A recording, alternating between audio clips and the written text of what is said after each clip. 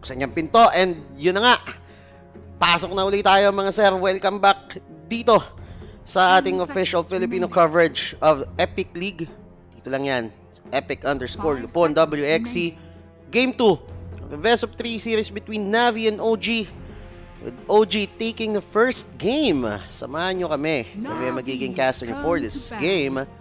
This is Pilaj. And I am Itchy Pitchy. Hello, fam. Itchy Pitchy, Wiggy Wiggy. Ito nga, babalik na natin. Tingnan natin kung mariredeem ng Navi yung sarili nila or clean na 2-0 sweep na naman kaya for our last TI champ. Kapag nangyari yan, lahat ng games natin yun 2-0. No?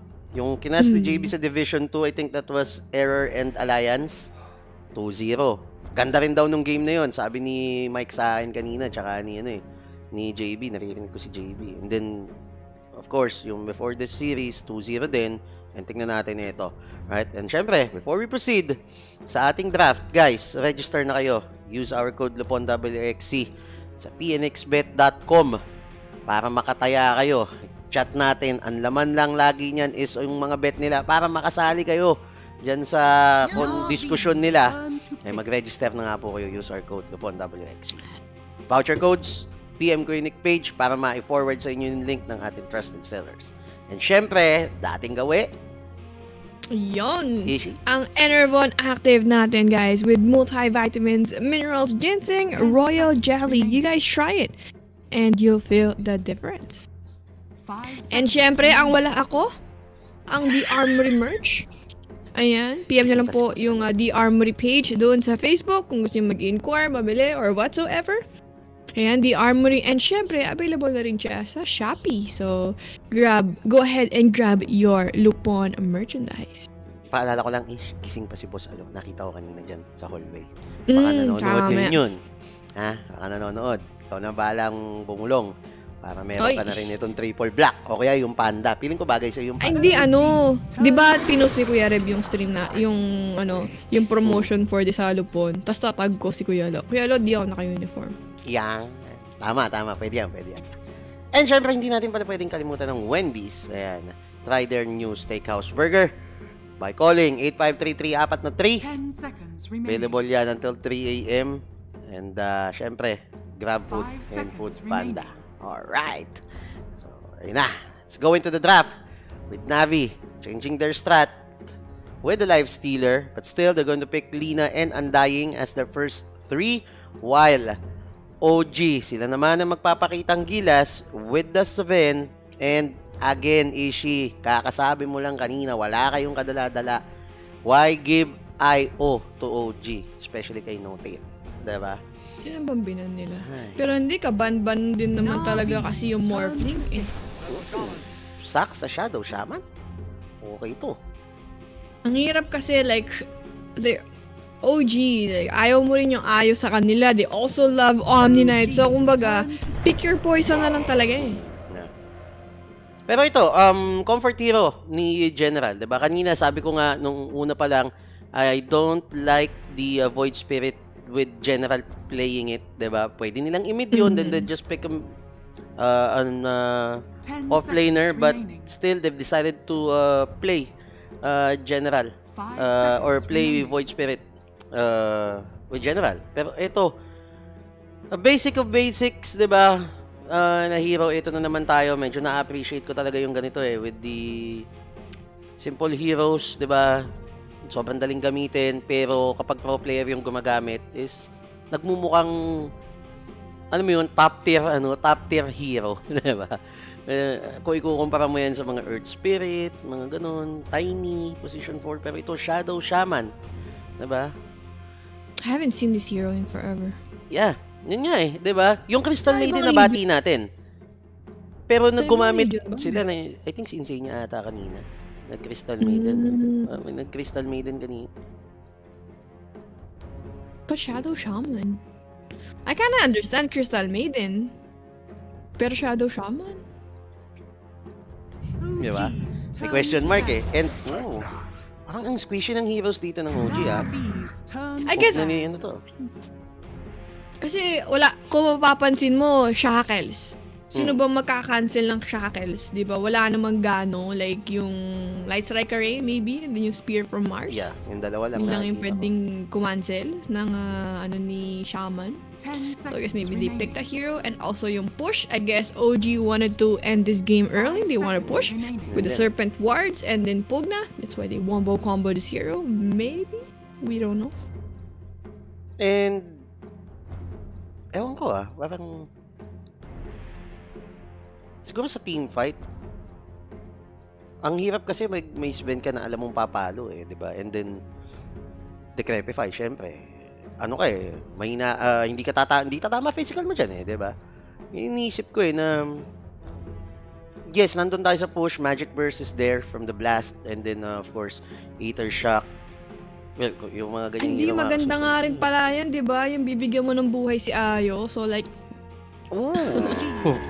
di ba? Oo nga, no? Kasi mga out of the box plays na yun di ba? Na i-sustain mo yun, parang triple connect kayo, no? With the tether, tapos nagsusustain si Ayo, nagsusustain din yung kabila, yung mga ganun. I don't know. Pwede yun. Let's see kung makikita natin yun, yung mga linyahan na yan. Pero based naman sa bans ng Navi rito, banning Nature's Prophet, and then ito naman, last ban din nila, ganito Doom and Storm Spirit. Alisan na naman nila ng hero si Iceberg dito. Ano kaya what do they need with their lineup? Meron silang burst. I guess they need one more physical follow-up initiation. Kailangan nila na mag-i-initiate, I think, sa side ng Navi. Kasi you don't wanna start the fight with Mars, and also hindi rin siya yung ideal na hero na yung pang Infest Bomb wombo combo. So I guess they also need to consider that. Maybe Ember? Void? Naisip ko Ember. I think they need, yun nga, sabi mo na mag-i-initiate. The same time, kaya mag-provide ng physical and magic damage, which is, I think, Ember can do it, diba? Searing Chains, meron kang DPS from the Flame Guard, and then, of course, physical yung Slide of Fist. Pwede yung Ember. Void Spirit, ganun din, kasi yung build ng Void Spirit is somehow meet at the middle, yung physical and magical, diba? From yung skill set niya, tsaka yung itemization. Yeah, so hindi ko na rin gusto si Pak dito We've seen, I mean, Iceberg's Pak is okay, but it's not like game winning. Fish face. Okay. Yeah, we just have that frontliner hero here. I mean, makes sense. Di ka naman talaga mag-drop yung OG, di ba? They want that. Pero hindi ako magtataka dito kapag nag-Tide Hunter mid pa to. And then Pugna, ewan ko I don't know if Seb will, why not? Diba? Kasi we've seen that before sa OG. Diba? Yun lang yung sa akin. Pero still, it's a very good lineup. Maybe pinipredict din nila na pwedeng Mars mid. I don't know. Yeah. Pero feeling ko general kasi I think he needs to hero na din general to. He needs to get a comfort hero na talaga mag-step up siya. And I think this is the hero. Pero yun na. Punka. And habang inaantay natin yan, shoutout muna kina Henry, Fuzzy, ayan, Antrazy na kanina pa nandyan. Shoutout sa inyo lahat. Hindi ko nakita si Ivan, pero si Poldo at si Paldog nakita ko kanina. Poldog tsaka si Poldo nakita ko kanina. Yan. Sila JFF something. What up? Shoutout sa inyo lahat. Magandang umaga sa inyo. Pero, ang magiging lineup natin, okay. So, still, Seb will be playing the Tide Hunter. Okay. Yeah. I guess rin pala niya Kunka, no? Iceberg. Sayang nga lang, hindi nila na yung Infest Bomb, like burst damage or wombo combo. I guess they're looking for that Infest into like tankier hero. yung papatangkihin niya isang hero kapag nag-invest siya. It's not more on offensive side, but in defensive side din, I guess. Defensive/offensive. Parang medyo hindi siya ganun ka-flashy compared sa, let's say, Infest Bomb wombo combo. But I guess they just picked a hero that's good with team fight. And then siguro they also wanted catch with an X mark, maybe. Pero I don't know, I still like OG's draft. Ako siguro lang dahil comfort hero for general and at the same time kay Iceberg. I don't know, ha? Let's give him a chance. Para sa akin, yun lang. Kaya, kontrapela mo ulit tayo. Diba? And I agree, maganda yung lineup ng magkabilang koponan. Pero ito, pakilala muna natin sila. I'll start again on the Radiant side for Navi. Vitun will be playing Life Stealer. Always wanna apply sa kanyang Undying. Iceberg for his Kunkka. Roger for his Lina. In general, will be playing Mars. Or the side naman ng OG, you have No-Tail playing Ayo, mid 1 on Sven, Seb on Tidehunter, Saksa on Shadow Shaman, and si Topson naman on Pugna. Kaya na si Saksa Shadow Demon, ngayon Shadow Shaman. Shadow naman. Shadow Demon, Shadow Shaman. Sunod, Shadow Fiend. Ay, Shadow Fiend. Support. Iba na yun, Yagi. Sonics and DMNC, what up? Shoutout sa inyo. Pero ito ha, balik muna kami sa game. And maganda itong series natin, pero always wanna fly. Naku po, pero aga naman, courier yun. Nabigyan agad yung courier ni Notel with the salve. Sabay tip. Sorry. Oh. Catching ako, isipunin yata ako Naku. Lamig kasi. Pareho kayo ni Ate, ni Ate Serena, Serena? din. Oo. Yung pinsan ni Shola na taga Melbourne. Serena. Kanina kasama ko mag-cast. Ate Serena. Okay. You know, diba? Navi and OG. Serena na ba siya ngayon? He goes by Serena now. Yes. Due to, you know. Actually don't know. Nagulat ka ba? Medyo hindi ako updated eh. Sorry. Parang yung pinsan ni, si Ate Chloe. Yung pinsan ni, ni Finest. So, diba? Hindi mo inabutan yun eh. Hindi masyadong naglalabas dito sa Epic League yun eh. Hindi na pala lumalabas. Pero ito, ating laning phase, Saksa and Seb. Against Vitun and always wanna fly sa bottom lane. Kasi kung paano sila magkakaharasan dyan. Pero I think lamang pa rin yung Undying eh. Siguro sa right click lang, no? Lamang yung Shadow Shaman. No? Point out ko pala yan kanina, di ba yan, no? Yung 70 plus right click normal attack. Yeah. Sakit yan.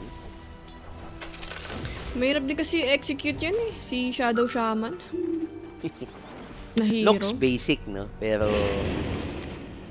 Well, kung... Ito na naman yung senaryo kanina. Ganyan na ganyan din yun, no? Lalim na naman nila, no? Harder. Pero Topson and, and Iceberg, nagkakalabitan sila rito. Yeah, this is rough. I mean, pero he should be okay. At least rough for Kunkka, but he should be okay. And hindi ka lang mapipigilan kanyang lumasit eh, di ba? Even for the denies, I think. Pero even sila doon with 5-2. So, kasi nga meron namang third skill si Kunkka eh.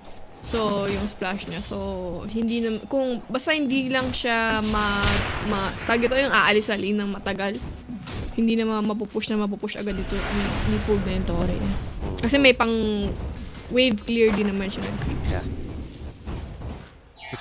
Uunahan sila kumuha ng mga sentries doon, ha. And then, siguro napailing na lang si No-Tail doon. Pero, mid 1. Ito na naman yun eh. Yung kala mo, pugong-pugo sa lane. May magugulat ka. May mga triple, quadruple stacks na dun sa triangle or kung man. Pero Seb, HP is low. Same as always wanna fly. Sa bottom lane. Sakit.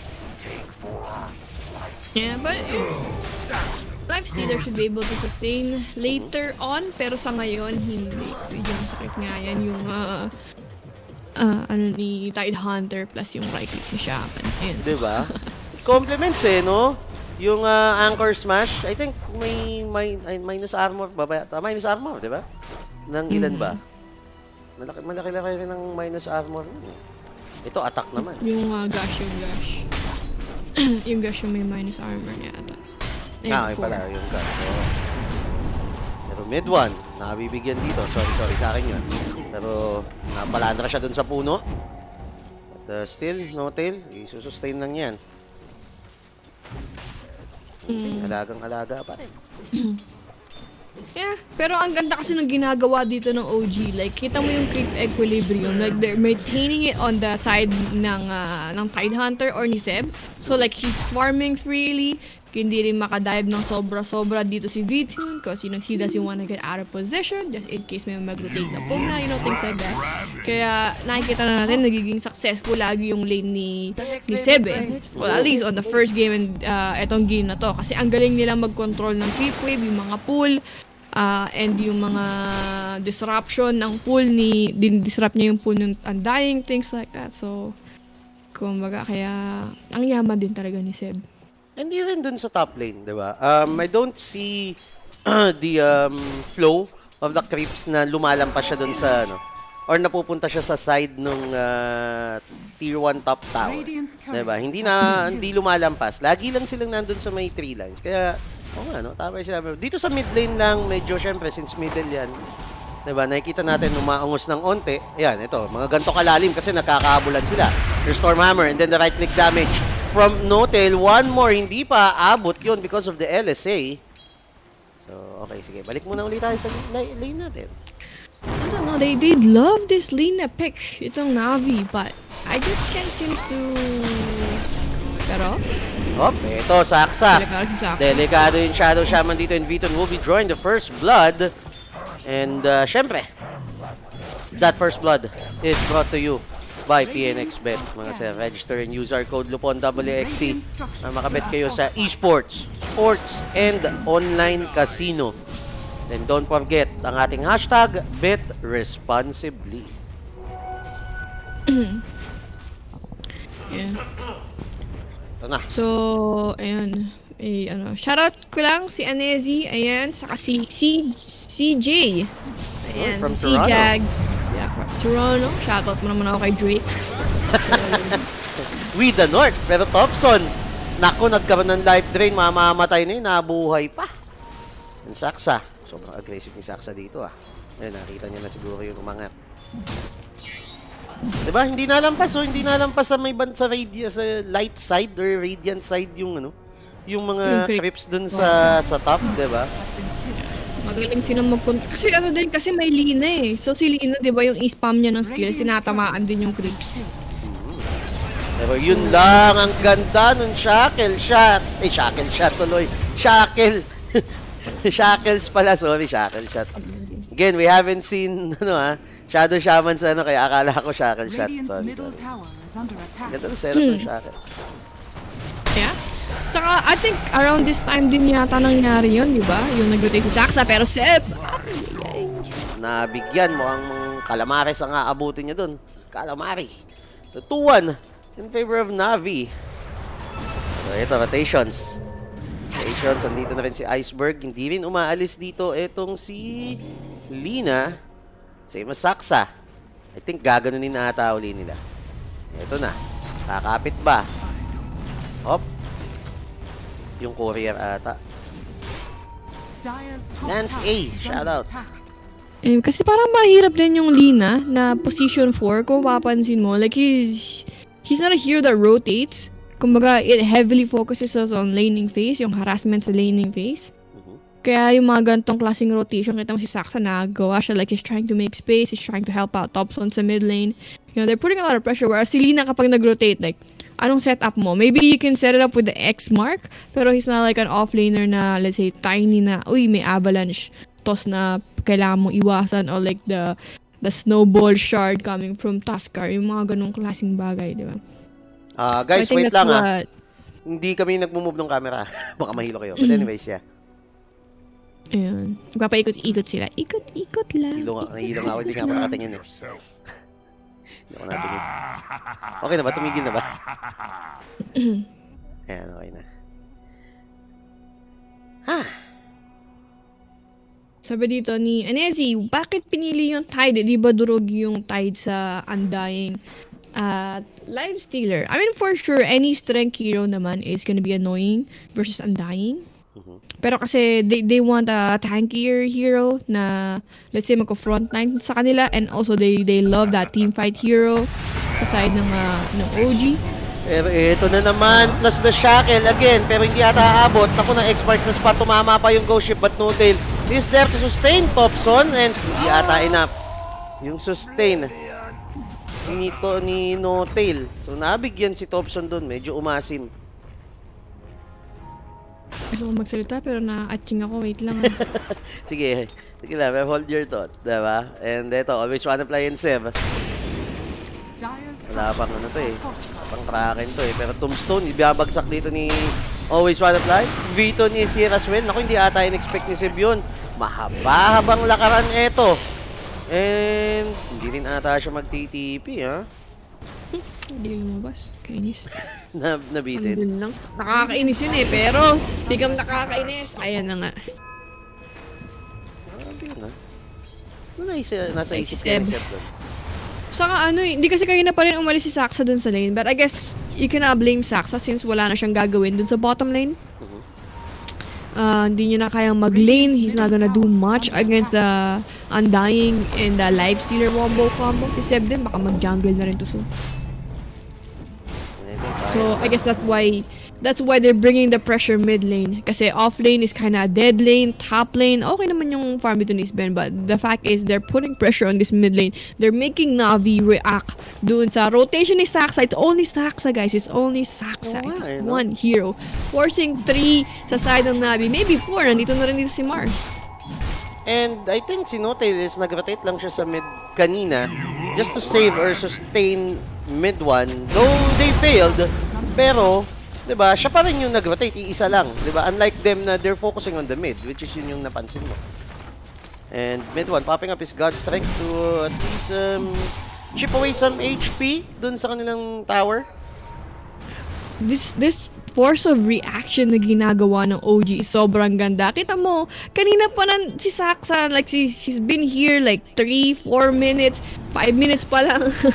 Nandiyan na agad si Shaman. Look at him, like placing ward, controlling the jungle, being aggressive sa mid lane. Oh, pero tumama dito. Again, No-Tail, napabalik na naman siya dito sa sustain. Nai-shackle kay Roger, pero naku, delikado yung mga supports dito. Saksa, siya naka-pinopokus. LSA will connect same as that torrent and Saksa will fall. Double kill for Always Wanna Fly.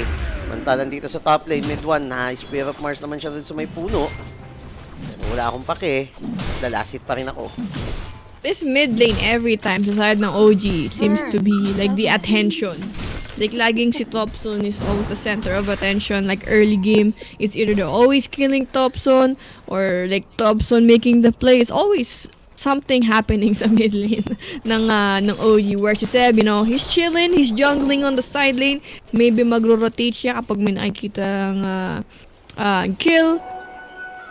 And same goes with Sven, yung ayan na si Seb saka si mid 1, talagang trabaho lang nila, farming dito eh. Si Thompson talaga.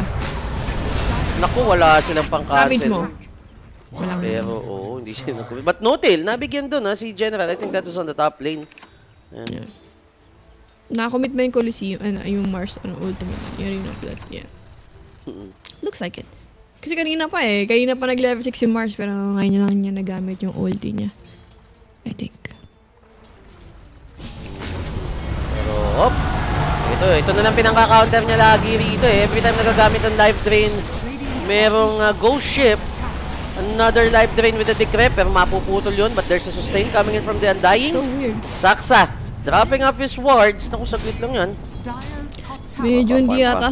I think he was holding Lina, pero kasi, like, it makes sense na he was holding Lina para hindi makapag-cancel nung life drain. But at the same time, there's no kill potential. Dalawa yung target na, kumbaga magkaibang target yung pinupush nyo. They also committed yung Serpent Ward. So, And I think nakita ni Kunka na nandun siya, kumukuha ng stocks tong si, or nag-invade sa jungle nila. Kasi dumaan si No-Tail dun sa, sa ward nila eh. Napansin ko lang. Sabi, pupush na agad nila yung baba, Mahilig talaga silang mag-ano dito. Ay, nakita pa. And cornered, joke lang. Grabe, nakakuha pa ng spasher yun. And 3 heroes will rotate sa side ng OG. Pero si Always Wanna Fly, sige, okay na yan. At least managed to get one. For both sides. Kaso babalik. 1 for 1. And yun lang, nabigyan din si No-Tail pagbalik. And Iceberg will secure that one. 8-2. Ito na naman. Namang na naman sila. Consistency is the key ata. No? Kailangan sa tingin ko maging consistent ang Navi sa mga gatong klase ng lead. Yeah. Pero mahirap pang sabayan ng farm talaga si Sven eh. Like, what can they do? I mean, nakikita ko naman na they're putting some kind of pressure sa mapa, but I feel like ano kaya nila? Blink dagger? Maybe the timing? Kasi yun naman kasi, di ba, sa Dota din is like yung timing ng item. Sino yung mas magaling mag-abuse ng timing ng hero nila? Like, whether it's an item, whether it's a talent, whether it's an ultimate. Ultimate, oh. Yeah. Levels. So, pero Aura Gaming lang siya dito. Si Seb, sobrang utility ng gamit niya. Pero, X marks the spot kay mid 1 and then the ghost ship. Stormhammer will be used. Pero mid 1, HP is low. Nandiyan, nakakapag-sustain kay Sinotail. Pero, that's not enough. Always wanna fly. Naku, yun lang, na-stun pa si Sinotail. And Saxa will go down as well. So, that's a 3-to-love exchange. All in favor of Navi. And si Thompson, hindi pa siya makakapitas dito. Yeah, it's very unfortunate na namatay si Sven doon. That was a really great move yung ginawa ng Navi. Kasi, ang ganda rin eh. I guess this is what they're looking for. The setup na kailangan nila. Which is they were kind of like struggling din sa game 1 kanina. You know, they start the fight with X mark. Diba? Parang, it's basic. At least hindi ganun by pressure si Mars na, kailangan ako mag-setup ng spear ko, ng Arena of Blood, you know, it's gotta be me. Pero, mas madali nga naman yung X mark kasi kung magkamali ka man, it's not a huge spell na mato-throw mo. Di ba? Pero while we're talking about that issue, Blink Dagger, speaking of Mars, meron na siya. Nasa kanya na. So, might go for a smoke, pero not. Mahuhuli nila si Thompson. Ganda ng pagkakalagay kay Thompson doon. Stopping game, pero no tail will fall. Bago pa makarapit yung Pero wait lang. Lag. Kale. Yan. Nauso yun sa kanila, no? Yung walang mata. Ano lang. Kasi yun na yung mata eh. Close, Yun na yung mata eh. Yung dot, diba? So, I guess, yeah. Ayun na, General G. All good. Yan. Sabay tip, Pero Thompson, hindi ka ba to? Pero X marks the spot. Yung ghost ship. Pero Ravage will be committed and Roger, he's in trouble. Naku, yun lang nakapag-sustain para the Laguna Blade will be taking him down. LSA na naman, tumama kay Saxa. Double kill for Iceberg. It's 3 heroes down for them. Seb, in trouble. Namamalo na lang ng kanyang anchor. And triple kill for Iceberg. Well, mid 1. Farm lang ako, kaya nyo na muna yan. Tayo muna bahala dyan. Nung duration ng Ravage na spear si Sven. So, during God's strength niya, nakapako lang siya dun sa corner. So, walang naging follow-up until na nauubos na unti-unti sa side ng OG yung engagement doon. Kaya, Navi. Saka una din namatay Yun talaga, unang namatay si Ayo. Without the Ayo, this Sven just cannot... Gugo sila rito pero na-counter-initiate sila with the Spear of Mars. And Ayo is down again. Thompson, nasa gitna ng labanan. Ang dami mong pwedeng pwestuhan ba't nandiyan ka sa gitna?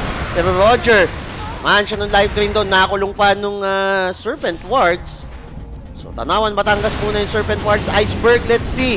Nawala na yung Decrep. Ready nang pumalo sa mid 1. A couple more right hits but the Nether Blast will be taking him down. Mid 1 once more. And more. And more. And more. Ayun, sakto yung Stormhammer. Isang hataw pa. Wants it. Ay! And Decrep, there you go. And nag-relocate pa si Notel. Sige, susustain daw kita. Nakaagaw pa pala siya ng Ancient. Naku. Lu. I think it was a good idea sa side ng OG. Oh, wait. Oh, wait lang, Saksa. Ayaw siyang papuntahin ng Dota 9. And, naku, yun lang, napaganda yung pasok ng mga creeps doon. Kita ka naman, di ba? What I'm saying, like, Trauma is just such a good idea. Diba, kita mo, like, ilang bit mamatay siya. He's like 1, 5, and 2. Pareho sila yung Pero Thompson. Upward. Blast will connect, pero, sige, decrep lang. Teka lang, mabilis ako tumakbo eh. Wait lang. Oh. Thompson. Should be good. I can't really say. Like, I feel like, of course, syempre sa net worth and kills, nakikita natin, Navi is very ahead. Well, not very ahead, but they are ahead dito sa laban natin. Saka, ito pala si Kunkka, meron na rin pala siyang BKB on his Kunkka. So, mas mapapaganda na yung teamfight nila. He's not gonna be worrying about the shackles, this life drain, or whatnot. The Tide Hunter Ravage. Kumbaga, dire-diretso na siya sa pag-set up and pag-right click or whatever, splash. Whatever he can do sa teamfight. Magdodouble halberd pa sila dito. Pero wait lang ha, Thompson. Naku, tinamaan na naman siya nung ghost ship and then the LSA. Thompson, uy! Makakasurvive pa ng very slide pero nag-pop yung BKB si Iceberg dun. Was that even worth it? Iceberg? Question mark. Diba? Nakasabi mo lang eh. Na... Mag-isa lang siya eh. And the Serpent wards na naging literally wards dun sa may puno. Pero di rin dadamage sa Torre. Pero Arena of Blood, nailapag na rin. And then there's the Ravage. Los lahat sila tinamaan and mid one will be saved by No Tail. Dinala lang dun sa labas. And Seb, siya ang magiging alay sa away. Naku. And, hindi na, na X-Marks the spot. Sayang, and No Tail. Dami pa si Saksa. Heartbreak. Naku. May spear ba? Wala na. Hold down. Yeah, that's why he TP'd out. That was good. That was really good play. Para kay Shaman, at least. Pero syempre, in the end, ang ganda pa rin ng play na ginawa ng Navi doon. I like the first teleportation na nanggaling kay Mars to set up the arena. Magandang pang choke nga naman. Though nandun yung relocate, syempre, na ialis niya si Sven. But, you know, they were at least disrupting yung farm ng ginagawa ng OG. And makakapush pa sila ng tier 1 tower dito. This is the last outer tower for the side of OG. It's tier 1 tower and hindi ma-deny. Seb. Item niya. Oh, he's going for Scotty? Casual stango. Casual? Oo. Kala ko mag-halberd. Yung tatanong ko sana sa'yo kanina, magdadalawang halberd ba sila dito? Will Kunkka go for halberd? Pero Thompson! Naku po, paikot-ikot na lang sila dun sa arena. Then ayun, another life drain. Pero, yung face bomb, abutin niya. Another tip for Thompson. 06? Tama, sino yung 06? Thompson ba yun? Si Ayo. 3-5 to pala, sorry. Sabi ito, early rush. Well, hindi pala, sakto lang. Na 19 minutes into the game. I'm thinking, what can OG do? Kasi so far, you know, this life stealer is getting bigger. But then again, si Sven din. You know, he's still top of the network, diba? Nakakapag-farm pa din naman si Nortel. It's just that they haven't had the opportunity to get a good setup para maka-engage, diba? When was the last time you saw na yung team fight is like umpisa, like they start the team fight with the Sven stun or like the Ravage coming from Seb? I think kasi at the same, kailangan nilang biglain eh. I feel like they have the damage, they have the lockdown, may shaman sila, they have the shackles. I think they have everything they need to be able to burst down here side of Navi. They just need to find yung opportunity na yun or yung initiation na yun para manalo sa teamfight. Kasi so far, it's been Navi. It's been this X-Mark setup coming from Kunkka. It's been this Mars setting up with the Arena of Blood, diba? So it's always been those factors aside ng Navi. Kaya they've been winning a lot of teamfights.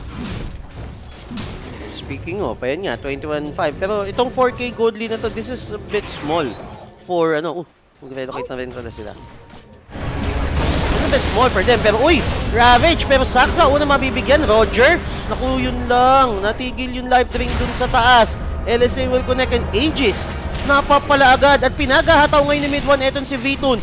Sino kaya ang mananaig ngayon? Naku, nakapag-invest one more right click from that creep, pero sobrang bilis niya.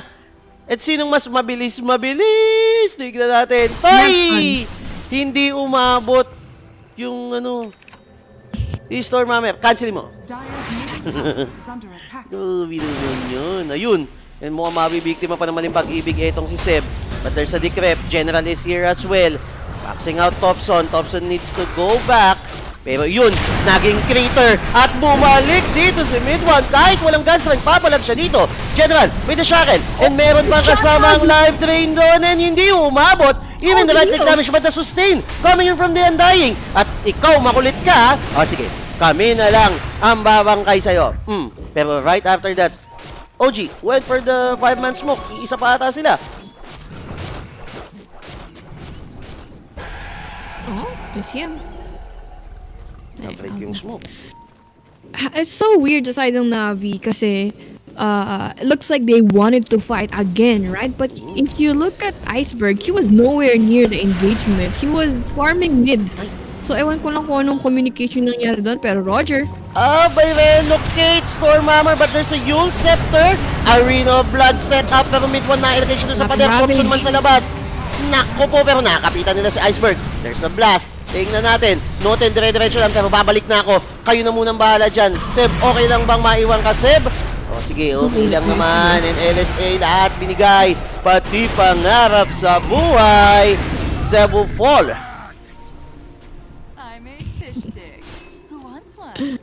That was really aggressive from both. Uy! Oh my God!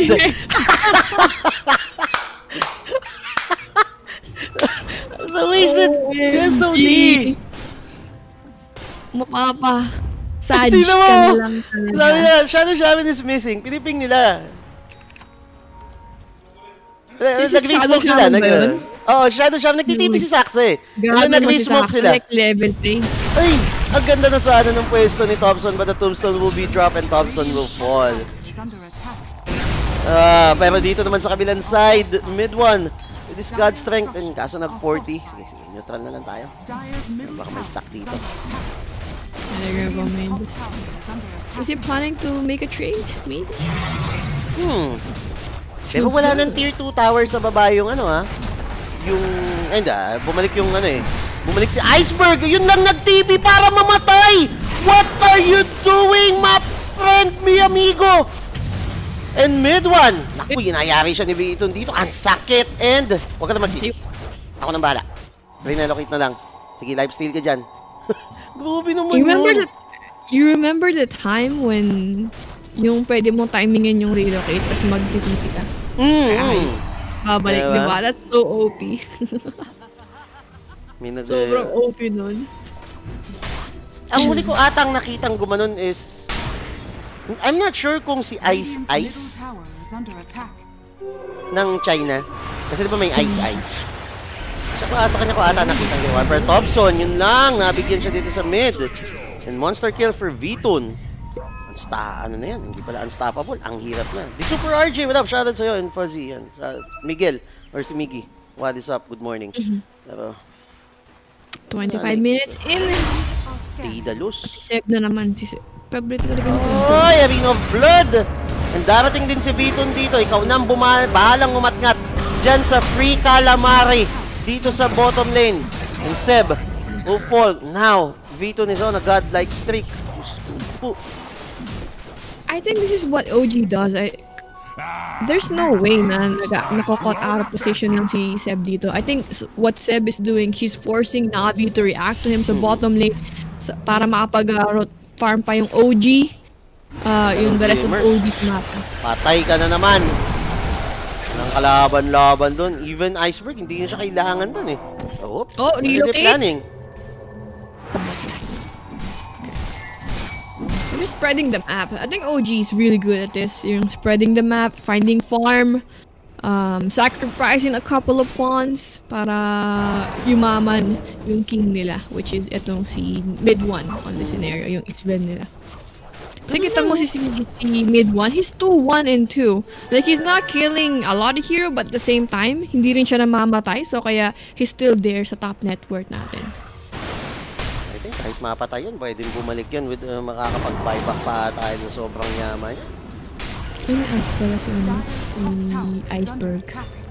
Yeah. Yung kanina, after nung smoke ni Saksa, yung na-break niya, dumating yung Aghanim Scepter nun. Pero Seb, Makakasalubong niya dito si Roger. Pero no vision for the side of OG. Iceberg, I think is... Oh, ay, hindi pala. Torrent lang. Akala ko Torrent Storm. Pero mid 1 tatamaan dito ng Spear of Mars. May life drain dun sa may backlines to support him. Pero yung Torrent Storm, nandito na.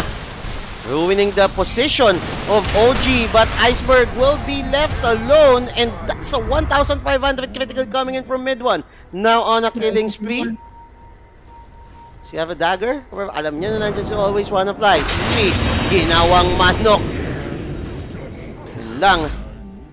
So, double kill for mid 1. Yeah, ang pangit ng positioning ng Navi dun eh. Like, do they have vision up? Naglagay sila ng wards kanina pero pilit eh. Pilit yung wards nila at the same time, walang nakakita kay Pugna. Nakita mo, free life drain lang kay Pugna kanina, walang gagalaw sa kanya. Talaga, relocated bottom. Oh my goodness. And OG, pushing the lanes na naman dun sa baba, tapos lipat sa taas. Di ba si Roger, pupunta siya dun. Hindi pala, dito na lang pala ako. They're getting ratted. Ayan. Nai-split push lang sila. Like what I said, OG's been doing a great job spreading the map.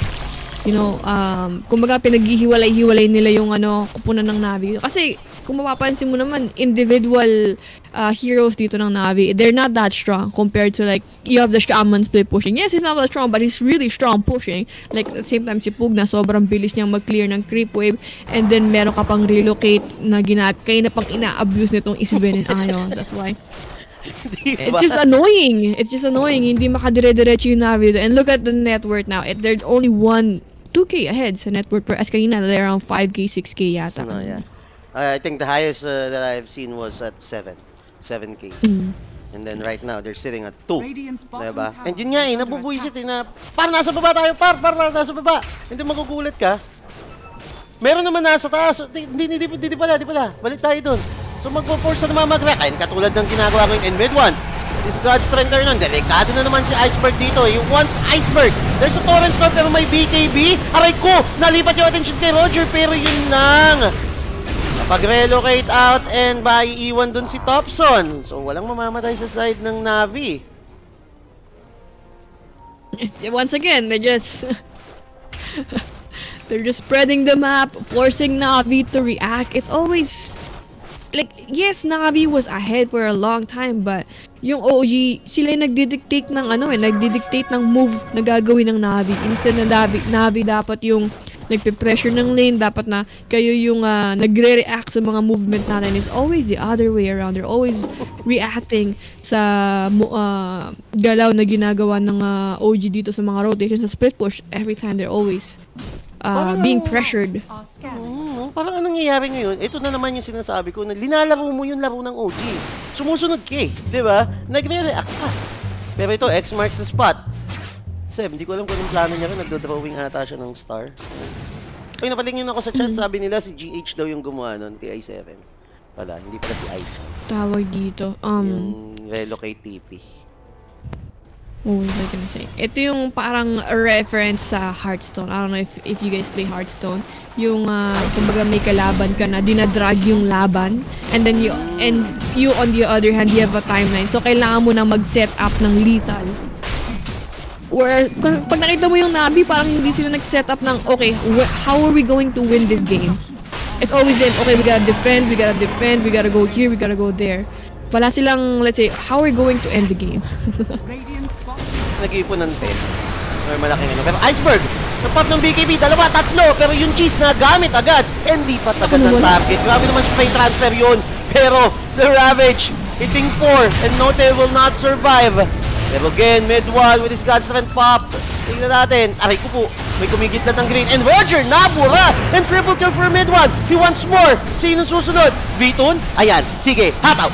Nyak! Palo! Walis! Sige! Kaya mo yan! Pero sige, tumigil na lang sila dito. Off!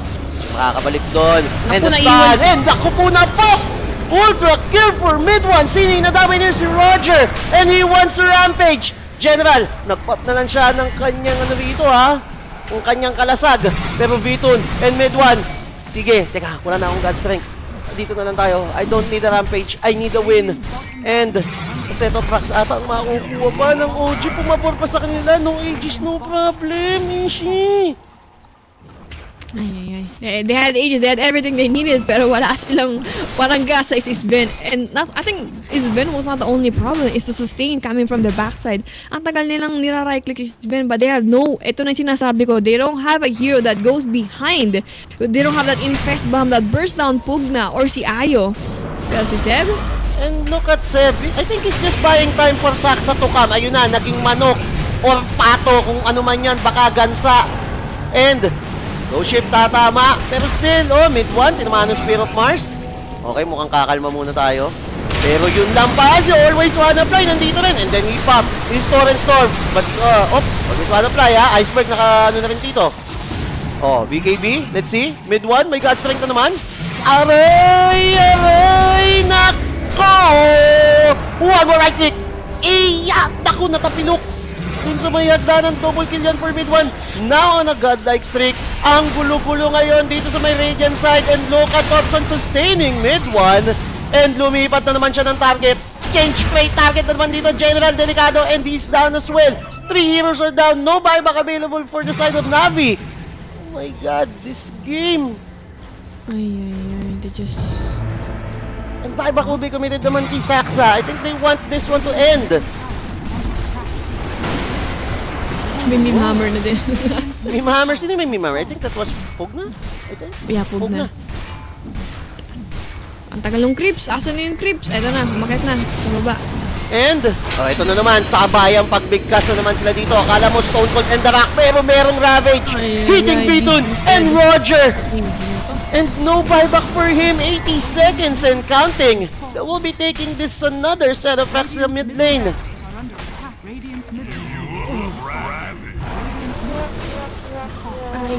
Yun sa trombone galing kay General. Pinalipad muna nila. Ito si mid 1. 3,200 gold from that tombstone. Pero GG po siyang gagawin nila.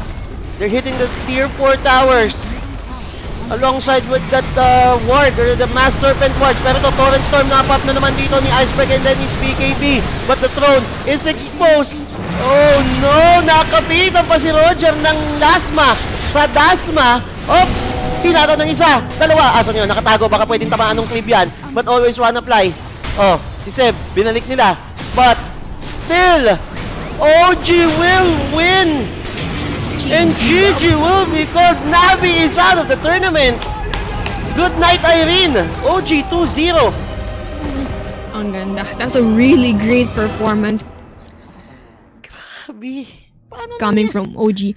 Though na nakita natin in the beginning of sa beginning ng game natin, they didn't have a great laning phase. Like medyo shaky din si Seb sa bottom lane and then sa mid lane, kita mo rin, napatagal din yung pag-push nila ng tower. But, syempre, what stood out the most aside ng OG is the fact that they're spreading, yun nga, ito din sinasabi ko so many times this game, they're spreading the map, they're controlling the map, they're always forcing Navi to react to them instead na vice versa yung nangyayari since Navi had such a great early game. Saka live stealer, makakait at makakait dyan. And katulad nga nung sinabi ko din nung drafting phase na I thought they were gonna pick the hero that goes into the backline. Kasi nga, eto rin naging problema nila. Once na nakaka-catch up na yung OG sa farm or once OG got their item, yung problema ng Navi is unti-unti nang lumalabas. Which is, they don't have the hero that bursts down Ayo right away from the backside. They don't have that hero that goes in the backline that pressures si Pugna, diba? And then Shaman at the same time. They don't have those heroes. Kaya kita mo, like si Isven, kita mo yung suporta ng OG sa Isven. Kaya you have the Life Drain, you have the Solar Crest coming from Tide Hunter, and then si Shaman, Shackles, and then nag-hex lang dun sa likod, diba? Yes, nakikita natin kanina maganda yung naging performance ng Navi. Hindi nila naging ganon ka-problema yung going into the backlines. Why? Because they had a great laning phase. They had a good early game. Pero, yun nga, i-hunt ka talaga, i-hunt sa huli or sa huli ng game kapag wala kang solusyon dun sa mga suporta ng OG sa likod. Ako, just like to comment din yung, again, same, I don't know if OG is, or ang tawag dito, sinasadya nila, na, I don't know when na dun sa mismong game na matay si mid 1. Because looking at his KDA, 11-1-3. Diba? And then he ended up at godlike. So that means, ano sabi mo kanina? 0-1-2 ata siya nun? 2-1-2. 2-1-2 is 2-1-2. like 20-30 minutes into the game. Yeah. Diba? So that means yung ano na yun, hindi na, that was when? 20-30 minutes? Sa game, diba? 2-1-2. 20 minutes for sure, yeah. Oh, 2-1-2 and then, diba, Recta na snowball. Isang beses lang siya namatay. At the same time, even na merong malaking lead, tingnan mo naman, 33-18, diba? Sobrang aggressive ng Navi. They're taking kills. Pero yung net worth niyan, I think the maximum na lead na kuha nila na lead dito was 7K ata ha. 7K, hindi na umangat yun. Inch by inch nakakuha ng OG, ended up at somewhere, ewan ko, kung nag 5-digit lead ba to or something, di ba? Yung nga yung sinasabi natin kanina, what is Seb doing? Hindi rin natin alam Is he intentionally sacrificing himself to create space for Sven to get his farm? Or misplay ba? Miscalls, diba? Na, sorry, sa akin yun, yung mga ganun. Diba? Well, si Thompson, hindi naman nabago yan. Thompson talaga nababaog sa mid yan Kaya nga hindi natin napapag-usapan Pero isa rin dito is kung bakit nahirapan din yung yung Navi was the rotation of Saksa. I think the first 7 or 8 minutes into the game, hindi niya tinantanan yung mid na yan. Diba? Napansin mo yun. And he even had an accidental play, which is nag-TP siya sa 3 lines, nag-smoke sila doon, bad trip, diba? Isipin mo, kahit sabi mong SOD lang yun, it's still, diba? Nakakabwisit yun, then na-force sila mag-re-initiate ng smoke, maghanap ng kill, nakuha nila si Thompson, diba? For Navi naman, okay naman yung game dito ni V2, diba? 11-1-9, it's all good. For Kunka, okay din naman. Pero tumigil kasi after that Aghanim Scepter. After nun, diba? Wala na. Ang sabi ko nga kanina, pwede mo kasing masira yung positioning nung nung OG. But instead, wag nagpa-pop siya ng Torrent Storm, sila yung nawawala.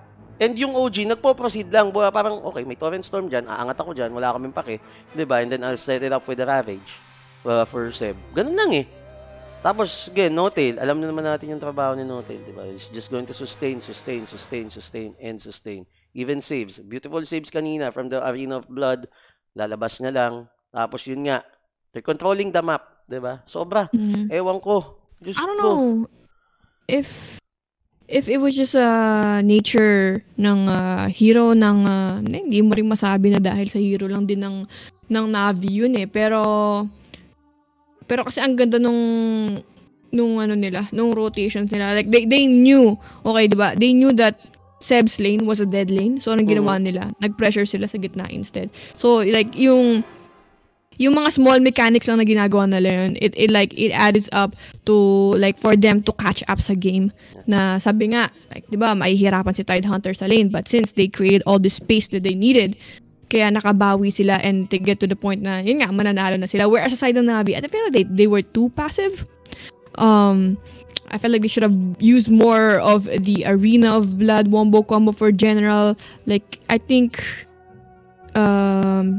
yun nga hindi, I guess OG was just the better team kasi never silang nag-dictate ng game. Like, though they were winning fights, they were winning kills, but never silang I mean, hindi naman, I guess I wouldn't say never, but there's so little time na they force OG to react to them na, we don't care, you can take the house, we're gonna keep pressuring you, we're gonna keep pressuring your high ground. Kasi, I guess hindi mo rin masisi yung Navi kasi, yes, they can pressure OG, but then again, kung makuha man nila yung Torre, I don't feel like they're ready yet to take high ground kasi mahirap mag-high ground. You have Ravage, you have Pugna.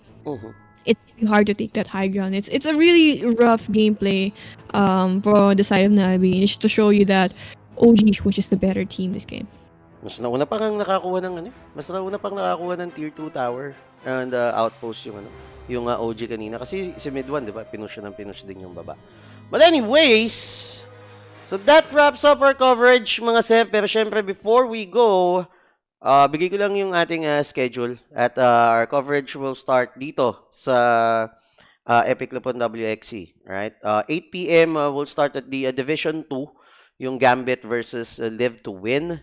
Yan, JB and Jovi will be casting the game. And then 11 Hindi pala 11 to. 12 to, no? 12 talaga to, no? 12 midnight. Ayan, me and Sir Mike will be casting the lower bracket semifinals, which is OG and Liquid. And then, after that, 3 a.m. ang estimate na time natin. VP versus Viking GG. And yun nga, me and Ishu will be casting the last series. So, lahat ng mga tropa natin dyan, ha? Make sure na kayo uli kasama namin. Nakikita ko yung mga pangalan siya dyan. Medyo magaling ako tumanda sa pangalan. So, maraming salamat sa inyo. Ayan, hindi ko na kayo masya-shoutout lahat. Diba? Pero syempre, before we wrap this one up, again guys, pantaya kayo, BTS, mamaya, dun sa Kuya Nick's page.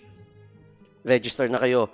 Use our code luponwxc sa pnxbet.com. Alright? And then, pagka-register, pag kailangan ng funds, PM sa Kuya Nick page para ma-contact nyo yung ating trusted seller para mabigay sa inyo yung link, makabili na kayo and makapagsimula na kayo mag-bet.